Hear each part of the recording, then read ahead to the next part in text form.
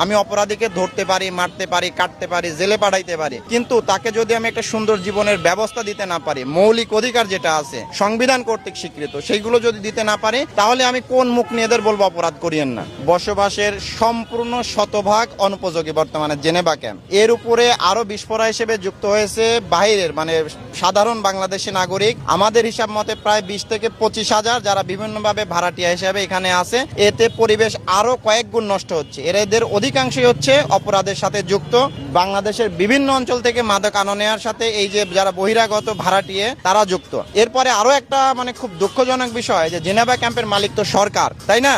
সরকার মালিক, কিন্তু এরকমও আমরা পেয়েছি যে নোয়াখালীর মানুষ জেনেভা ক্যাম্পের মালিক হয়েছে অবৈধ স্ট্যাম্পের মাধ্যমে আরেকজনের থেকে রুম ক্রয় করে, বিল্ডিং ক্রয় করে, এইভাবে। তো এই কারণে আমরা সামষ্টিকগতভাবে চিন্তা করতেছি যে এখানে যারা বহিরাগত আছে, যাদের এখানে থাকার আইনগত সুযোগ নাই, তাদের এখান থেকে আমরা উচ্ছেদ করব ধীরে ধীরে, সম্পূর্ণ আইনগত প্রক্রিয়ায় সবার সাথে আলোচনা করে উচ্ছেদ করব, যাতে প্রাইমারিলি পর্যায়ে কিছু চাপটা কমানো যায় মানুষের। এরপরে আমরা যেটা বলেছি যে এখানে এমনিতে রাস্তাগুলো দখল হয়ে গেছে, এরপরে আবার নতুন করে যানবাহন, রিক্সা, ভ্যান, এরপরে হচ্ছে মোটরসাইকেল, যেগুলো এই অপরাধের সাথে যুক্ত, মাদক নিয়ে আসে, মাদক কিনতে আসে। এই জন্য আমরা জেনেভা ক্যাম্পের ভেতরে এই যে যানবাহনগুলো চলাচল একটু রেস্ট্রিক্ট করতে চাচ্ছি, যে পায়ে হাঁটা যাবে, যাতে মানুষজন সহজে চলাফেরা করতে পারে।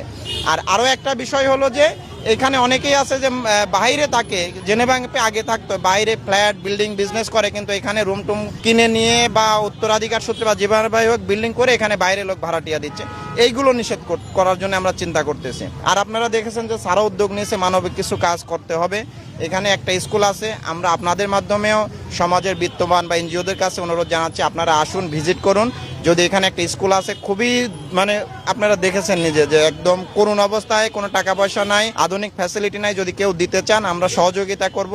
স্কুলটা আর মেডিকেল ফ্যাসিলিটি তো একেবারে ভয়াবহ অবস্থা। 10 বছর আগে এই জেনেভা ক্যাম্পে ডেলিভারি করতো, অথচ এখন শুধুমাত্র প্রেসক্রিপশন। কেউ হয়তো কেটে ফেটে গেল, জ্বর সর্দি হলো, গেলে ওষুধও দেয় না। 1 লাখ লোকের জন্য ডেডিকেটেড কোনো মেডিকেল ফ্যাসিলিটিস নাই, ডেডিকেটেড স্কুল কলেজ নাই। তো আমরা স্যারকেও বলেছি, আমরাও চেষ্টা করব আরও ঊর্ধ্বতন কর্তৃপক্ষকে জানানো। পাশাপাশি যদি সমাজের কোনো বিত্তবান ব্যক্তি, এনজিও যদি এরকম একটা মানবিক কাজে সাড়া দিয়ে আসতে চায়, তাহলে আমরা তাদের ওয়েলকাম জানাবো এবং শতভাগ সহযোগিতা করব। আমরা যেটা বোঝাইতে চাচ্ছি যে এখানে অপরাধ আসলে এই সমাজ সৃষ্টিত একটা বিষয়। আমি অপরাধীকে ধরতে পারি, মারতে পারি, কাটতে পারি, জেলে পাঠাইতে পারি, কিন্তু তাকে যদি আমি একটা সুন্দর জীবনের ব্যবস্থা দিতে না পারি, মৌলিক অধিকার যেটা আছে সংবিধান কর্তৃক স্বীকৃত সেইগুলো যদি দিতে না পারি, তাহলে আমি কোন মুখ নিয়ে এদের বলবো অপরাধ করিয়েন না।